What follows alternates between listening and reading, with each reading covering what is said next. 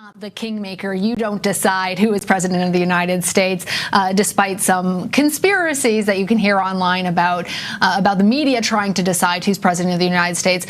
All you're doing is reporting in the facts about how America has voted. So on that point, Anthony, this morning, take me into the moment that you knew you were going to be able to say, this is the math, Pennsylvania is going to go for Joe Biden. And take me into the moment that you knew you were going to be able to say, this is the math, Pennsylvania is going to go for Joe Biden. And starting off this morning, did you think we were going to have a decision so early? Well, in this case, it really was about the size of the margins. And so what we got this morning was, and this is what happens at the desk, is sometimes in a case like this, we're waiting for more reports out of counties in Pennsylvania. And I wasn't sure. We weren't sure if and when we were going to get more reports. We knew that those elections officials were there counting ballots. And then we heard that they would have some reporting to do, adding on to the totals that they had reported. And when we got those reports and looked at them, those in fact turned out to add even more to Joe Biden's overall statewide vote margin. And so that's where it kind of pushed that gap even higher. And then that's what happened. And it was really very fast in the sense that once you got those reports and those margins went even higher, you could tell that now we had what had happened. Yeah. I feel so cruel to continue asking you questions when I feel like I should just be offering you a warm beverage and letting you sit down. But I'm going to ask one more, Anthony. I'm too curious. I really can't help myself.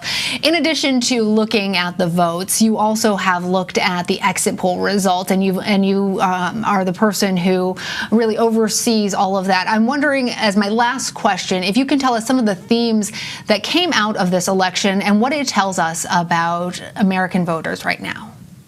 Yeah, well, there certainly remains a great deal of division in America. That much, I think, the exit polls made clear. People who saw very different problems facing the country, or at least looking for different approaches to the problems facing the country. We certainly saw that the coronavirus pandemic played a large role. In particular, we knew from Democrats, and we knew that from the pre-election polling going in, that it was important to their vote, that they felt that Joe Biden would do a better job of handling it. Meanwhile, the president's supporters, we knew, strongly focused on economics, strongly focused on the economy. So we saw a lot of that. We saw Joe Biden make enough gains, certainly among independents. That was crucial. Certainly among some of the voter groups that we knew were supporting him, college degree holding voters especially, but also then making margins into white non-college degree holding voters. And that was something that was important in shifting some of the states. And shifting some of the states up along the upper Midwest as well back into the Democratic column after the president, of course, had won them last time. So those are some of the broader themes that are out there. But I also think this map then